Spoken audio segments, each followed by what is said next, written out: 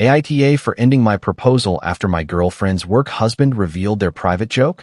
My name is Paul, I am 29, and for the last 3 years, I have been trying to build a real life with my girlfriend, Paige. I work as a marketing manager in Chicago. That basically means I spend half my day convincing clients their urgent campaign changes are not actually urgent, and the other half drinking cold coffee I forgot about on my desk.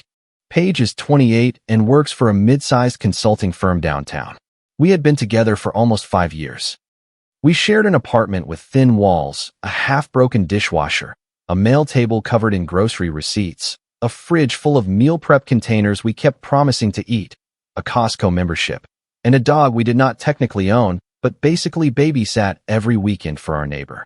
We also had a running joke that we were already married in every way except the tax benefits. At least, that is what I thought. Ryan started showing up in our relationship about 8 months before the dinner. He was not there in person at first, just through stories. Paige had been moved on to a difficult client team, and Ryan was the senior consultant who apparently knew how to calm everyone down when the client changed direction at 4:55 p.m. on a Friday. At first, he sounded like every useful coworker people talk about too much during busy season. Ryan saved my deck today, Paige said one night, while we were eating takeout lo mein at our kitchen counter because the dishwasher had leaked again and every clean plate was trapped inside it. Good for Ryan, I said. No, seriously. I was about to lose it, and he just fixed the whole structure in 20 minutes. He is annoying, but he is good. I remember smiling because Paige got animated when she talked about work, and I liked seeing her proud of herself. She had worked hard to get where she was. I understood office friendships. My own job came with inside jokes, late-night campaign pushes, and group chats where people used way too many reaction gifs. I was not sitting at home thinking men and women could not speak near a spreadsheet. Then Ryan became part of dinner. Not literally, but his name was always there. Ryan thought this. Ryan said that. Ryan grabbed her Starbucks because he just knew she needed it. Ryan kept Advil in his bag because Paige got migraines before executive presentations. Ryan made a playlist for their client prep sessions. Ryan knew when her mom called because Paige always got quiet afterward. One Friday, while I was chopping onions for tacos, Paige laughed at her phone so hard she had to lean against the counter. What? I asked. Ryan, she said, still smiling. He said I am the only person who can make a compliance deck sound like a high-stakes crisis. That is pretty accurate. She typed back while I stood there with onion juice on my hands. I did not say anything then. It felt petty to object to a joke. A few weeks later, she called him her work husband. We were folding laundry on the couch, and she said, "My work husband says I need to stop rewriting slides after midnight." I tossed one of her sweaters into the basket. Your what? Work husband. That is what everyone calls him. Relax. It is an office joke. I laughed because that seemed like the normal response. People said stuff like that.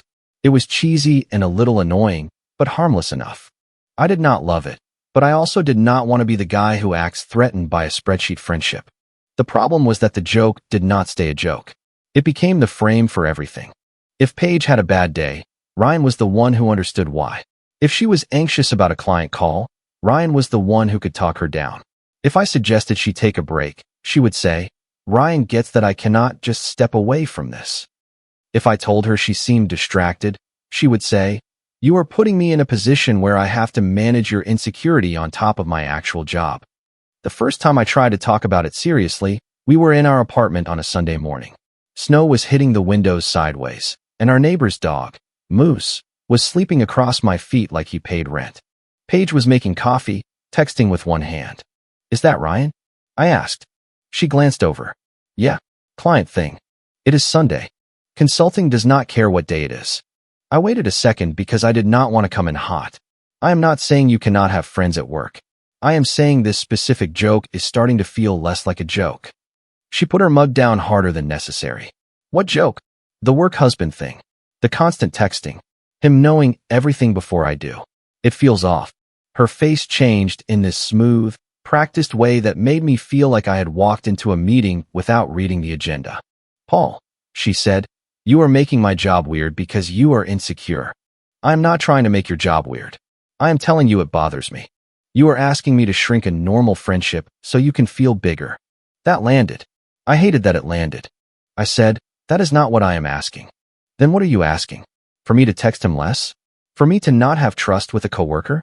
Do you understand how much emotional labor you are putting on me?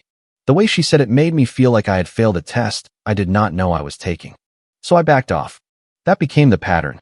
I would notice something, try to say it calmly, and Paige would turn it into a referendum on my maturity. Ryan sent her a selfie from the airport at 6 a.m. before a client trip. I asked why he was sending airport selfies. Paige said, "Because we were both on the same flight, Paul. Please do not be weird." Ryan called during dinner, and she answered from the bedroom with the door half closed. When she came back, I asked if everything was okay. She said, "It was work. You do not have to monitor every call." Ryan dropped off a printed binder at our apartment lobby one night because Paige had forgotten it at the office. He did not come up, but the doorman called and said, "Your wife's coworker left something." Paige laughed for 10 minutes. I did not. "It is just a work thing," she said. She said that so often I started repeating it to myself. It is just a work thing when she flips her phone face down after smiling at a message. It is just a work thing when he knows her Starbucks order down to the oat milk and cinnamon powder.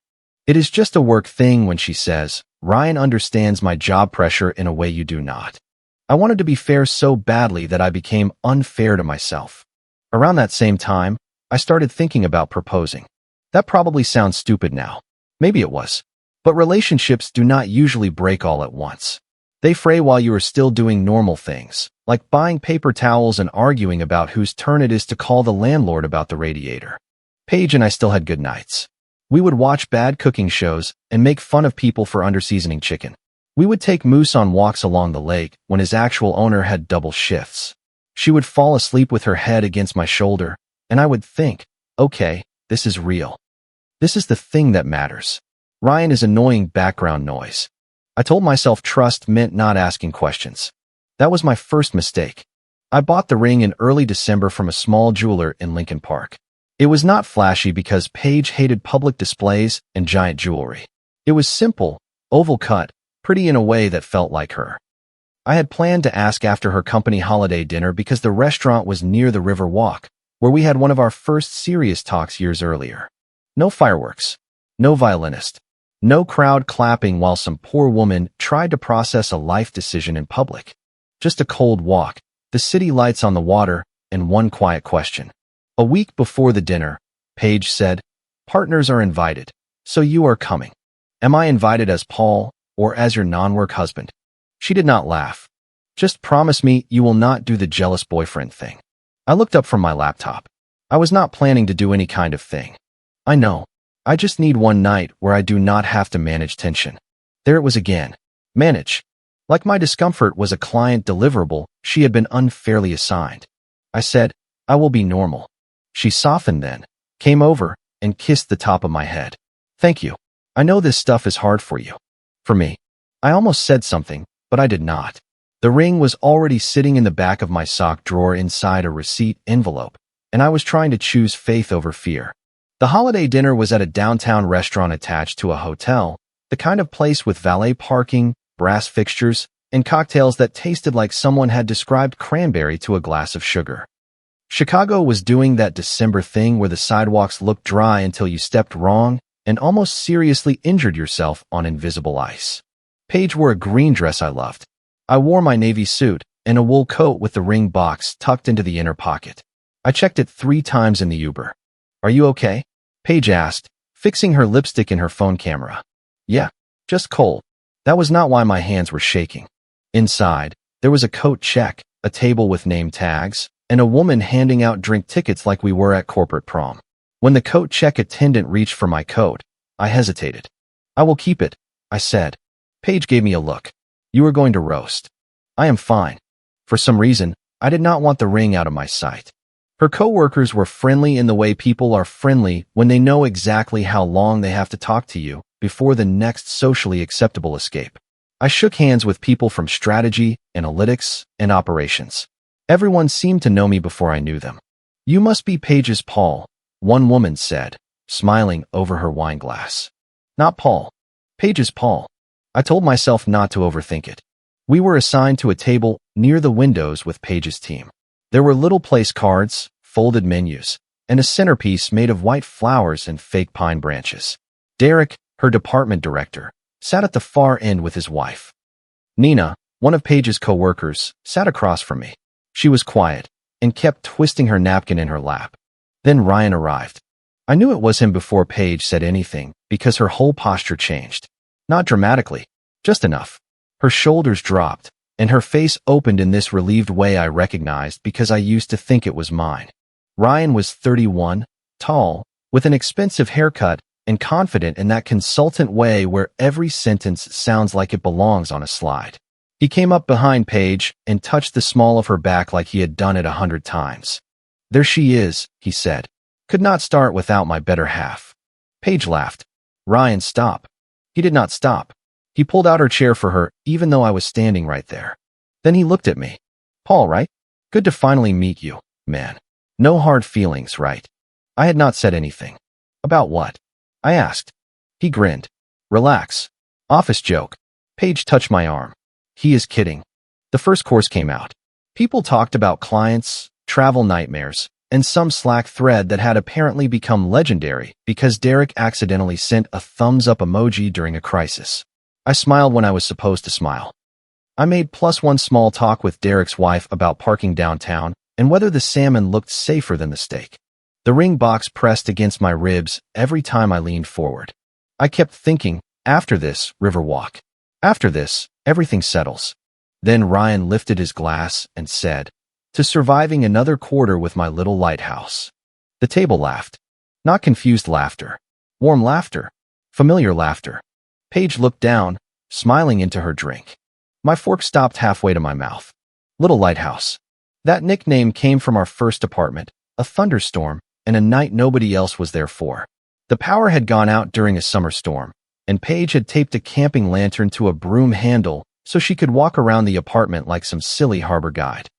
She kept saying, "Fear not, ships at sea," while I tried not to trip over extension cords. I started calling her my little lighthouse that night. Not constantly, not in public, just privately, when she was anxious or when she was trying to be brave and pretending she was not. It was ours. Or I thought it was. Ryan said it like it belonged to him. The table kept moving around me. Someone said, "Classic Ryan and Paige." Another coworker said, "Honestly, Ryan speaks Paige better than Paige does." Derek smirked into his drink. Nina looked down at her plate. I looked at Paige. She did not look guilty. That would have been easier. She gave me a quick warning look and squeezed my knee under the table. It was not a checking-in touch.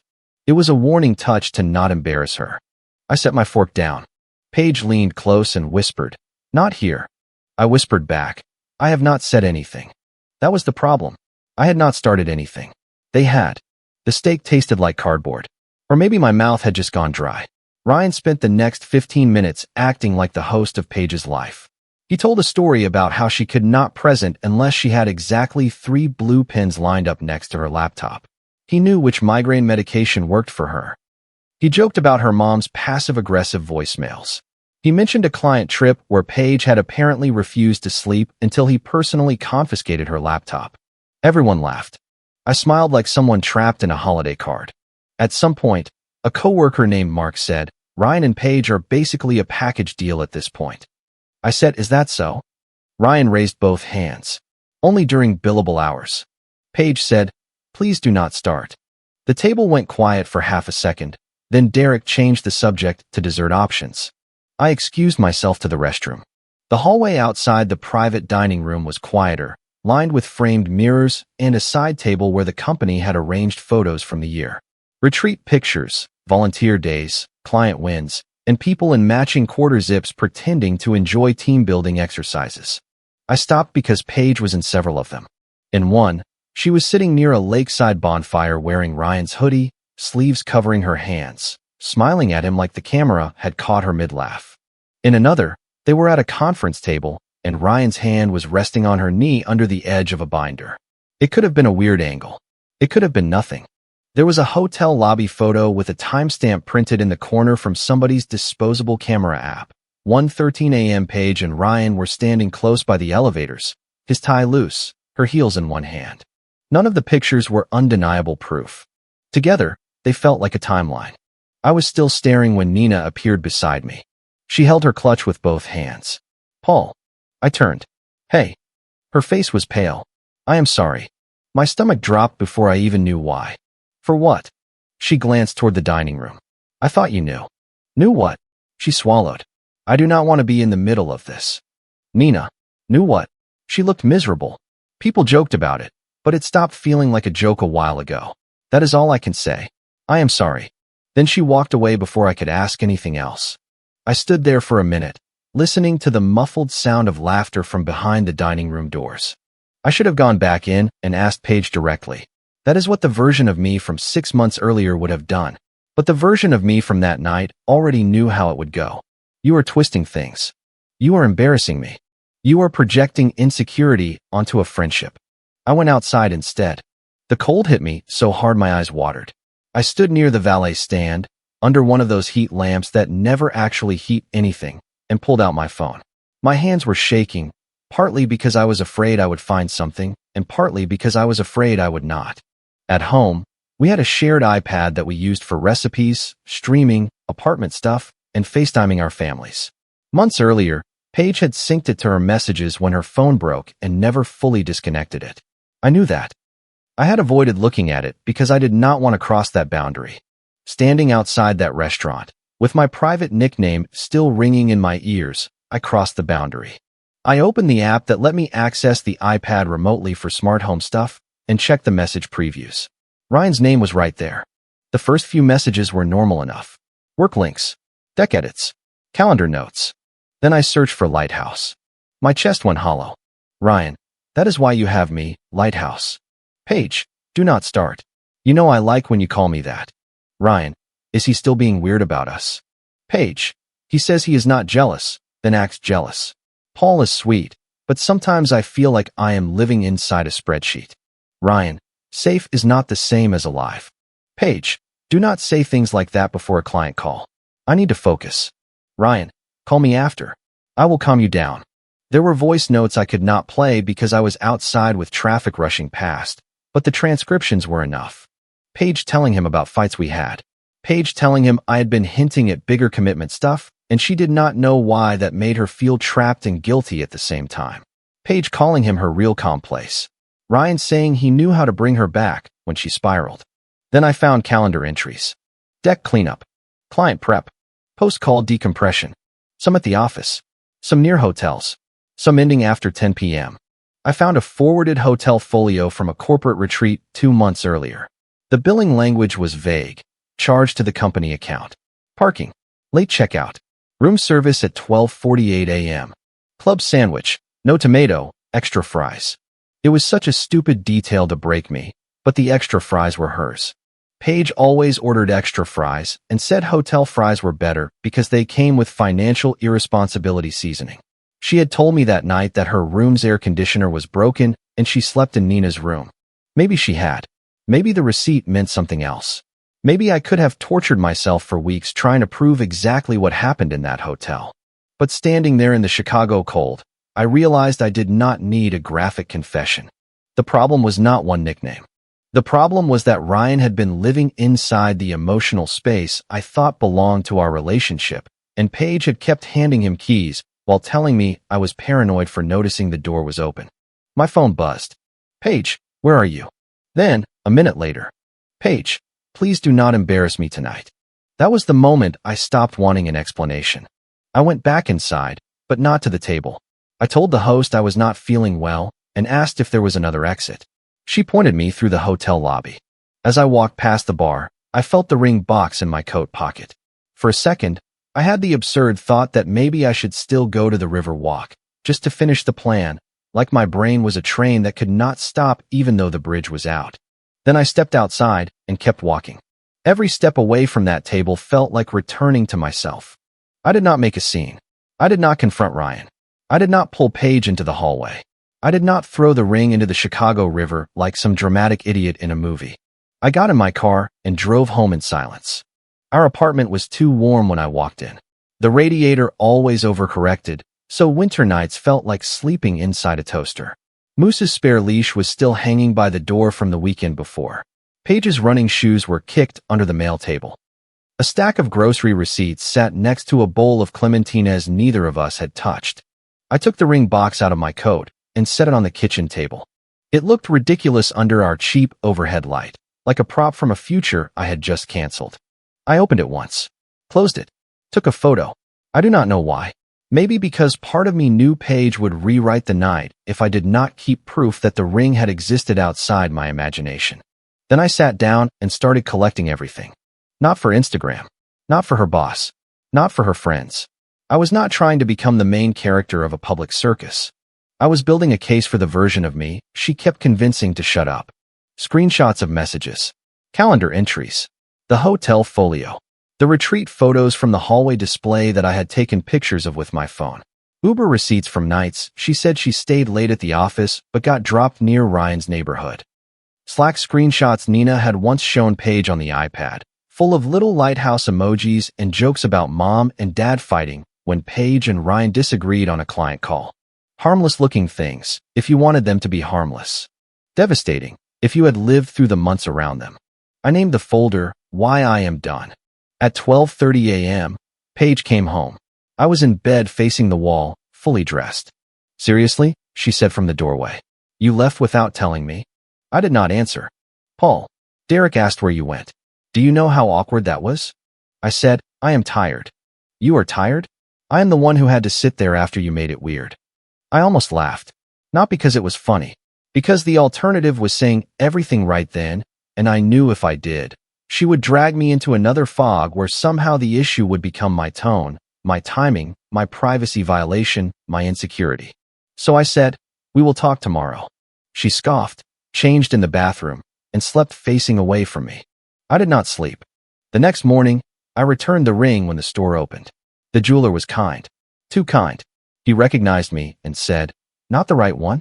I said, something like that.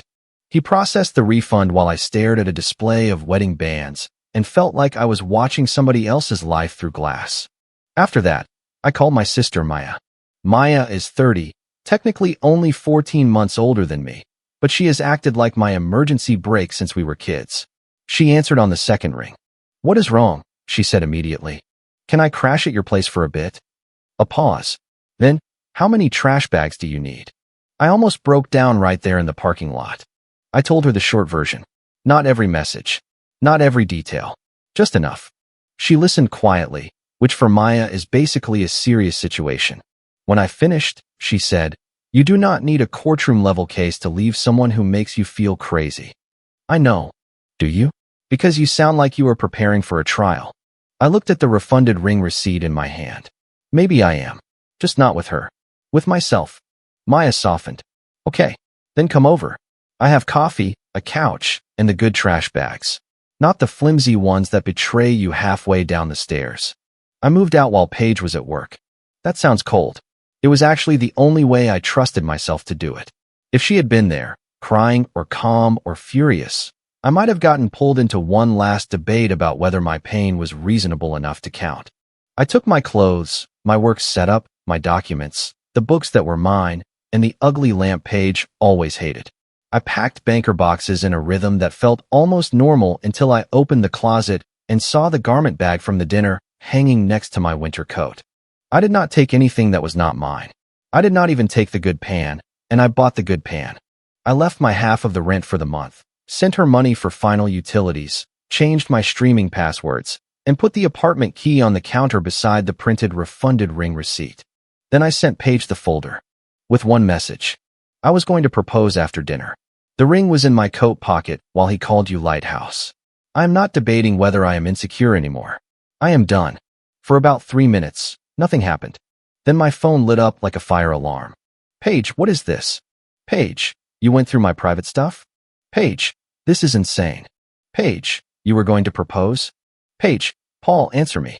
Paige, you do not get to punish me because you felt embarrassed. Paige, nothing happened the way you are making it look. Paige, please pick up. I did not. Ryan texted once from a number I did not have saved. Ryan, man to man, you are reading this wrong. Paige needs people who understand her pressure. Do not ruin your life over office banter. I stared at man to man for a long time. Then I blocked him. By that evening, I was at Maya's place with 2 suitcases, 3 banker boxes, and the emotional stability of a wet paper towel. Maya made coffee even though it was 7 p.m. and set a blanket on the couch without making a big thing of it. "She is going to come here," Maya said. "No, she will not." Maya gave me a look. Paige showed up 40 minutes later. Maya opened the door, but did not invite her in right away. I could see Paige over Maya's shoulder, hair still in her work bun, mascara smudged under one eye, and her coat unbuttoned like she had left in a rush. "I need to talk to him," Paige said. Maya looked back at me. I nodded. Maya let her in but stayed near the kitchen, arms crossed, radiating protective older sister energy. Paige looked at the boxes beside the couch. Her face crumpled for half a second, then hardened. "You made me look like a terrible person," she said. I stood up. "No. I showed you what you kept telling me was not real. You collected evidence like I was on trial. I collected evidence because every time I told you I was hurt, you told me I was imagining it." She wiped her cheek angrily. "You broke my trust. I sent it to you. Not your company. Not your family. Not the internet. You kept asking for proof that my feelings were valid. There it is. It was not what you think." That line did something to me. It did not make me angry. It made me tired. "I do not need it to be worse than it was," I said. "What it was is enough." Paige's mouth opened, then closed. She sat on the edge of Maya's armchair like her knees had given up. "I never meant to lose you." I believe that, weirdly. I do not think Paige woke up one day and decided to sabotage our relationship. I think she liked having 2 versions of intimacy. Me, safe and steady at home. Ryan, intense and validating at work. She liked the deniability. She liked being able to say I was overreacting because there was not one clean, dramatic thing to point at. But 1,000 small betrayals still add up to a betrayal. "You were comfortable risking me as long as I did not notice," I said. She started crying harder. "Paul, please. We can go to counseling. I can set boundaries with Ryan. I will tell him to stop." I swear, I did not understand how bad it looked. Maya made a sound from the kitchen. Not a word. Just enough to communicate that she was fighting for her life, trying not to comment. I said, "You understood enough to warn me not to embarrass you. You understood enough to give me that look at dinner. You understood enough to hide behind work culture every time I asked for basic respect." Paige whispered, "I love you." That hurt, because part of me still loved her. The part of me that remembered grocery runs, Moose snoring between us, and Paige holding my hand at my dad's surgery. Love does not shut off just because the facts finally line up. But love was not a reason to walk back into the same fog. "I can miss you and still be done," I said. Maya's face softened at that, like she knew how much it cost me. Paige left after that. Not peacefully. She called me cruel. She said I was abandoning 5 years over misread context. She said I would regret making such a permanent decision while emotional. I did not argue. Calming down does not mean going back. Maya said that after Paige left, while handing me a mug of coffee I did not want, but held anyway. The fallout at Paige's office happened without me pushing it. At first, Paige apparently tried to control the story. I heard this from a mutual friend and later from Nina, who reached out through Instagram with a message that started, "I do not expect you to answer, but I feel awful." Paige told people I had been paranoid and unstable, and that I had gone through her private messages because I could not handle office friendships. Ryan made a joke in Slack about surviving the boyfriend audit, which, according to Nina, landed badly even with people who usually laughed at his jokes. Nina had screenshots, not just of that joke, but months of team Slack messages where coworkers called Ryan and Paige mom and dad, used lighthouse emojis, joked about them sharing hotel snacks, and referenced late-night decompression sessions after client calls. She had saved them because, in her words, she thought somebody was going to ask questions eventually, and she did not want to be the only person remembering it. She did not send them to me. She sent them to HR after Ryan's joke. I did not try to ruin their careers. They had left paper towels next to a candle for months. HR opened a conduct review because the hotel receipt and client trip messages created a professional issue. The question became less about whether Paige had an inappropriate relationship and more about why 2 employees on the same account were creating expense, travel, and reporting concerns while their director treated it like team chemistry. Ryan lost his spot on a major client account and was transferred to a different team. Paige was removed from that account too and missed out on a promotion she had been quietly expecting. Derek got reprimanded for ignoring repeated boundary complaints and letting the work spouse thing become a workplace reputation problem. The same office that laughed at their little situation stopped laughing when HR asked who approved the travel expenses. I did not celebrate. Not really. There was no movie moment where I sat back smiling while karma handled everything. Mostly I felt exhausted. Vindicated, yes, but also sad in a way that made ordinary tasks feel strange. Buying toothpaste at Target felt like crossing into a different timeline. Seeing Moose's owner in the hallway when I went back for my last box almost wrecked me because Moose waddled over like nothing had changed. Paige tried a few more times. Emails. Voicemails. One handwritten letter left with our doorman in which she said Ryan had been a coping mechanism and that she had confused being understood with being loved. Maybe that was true. Maybe it was the first honest thing she had written in months. I did not answer. We separated the lease cleanly. I paid what I owed. She kept the apartment. I took my name off the utilities, forwarded my mail, and closed the shared Costco account because apparently, nothing says heartbreak like canceling bulk toilet paper privileges. I kept the breakup as clean as I could. No revenge posts. No dramatic speeches. No contacting her parents. No sending the folder to anyone else. Freedom mattered more than winning. For the first time in months, silence did not feel like punishment. It felt like space. I still think about that dinner sometimes. Not constantly, but enough. The white tablecloth. The too sweet cocktail. Ryan's hand on Paige's chair. Paige's warning squeeze under the table. The ring pressing into my ribs while everyone laughed at a nickname that came from a night when I thought we were becoming something permanent. I used to think trust meant ignoring the alarm in my chest. Now I think trust means being with someone who does not make the alarm necessary. So, no, I do not regret canceling the proposal. I do not regret walking out without giving a speech. I do not regret sending Paige the folder instead of letting her turn me into the jealous boyfriend in her story. The only thing I regret is how close I came to asking someone to marry me while she was letting another guy wear the part of her life that was supposed to be ours. If you liked it, don't forget to leave a comment and support the channel by subscribing. See you in the upcoming stories.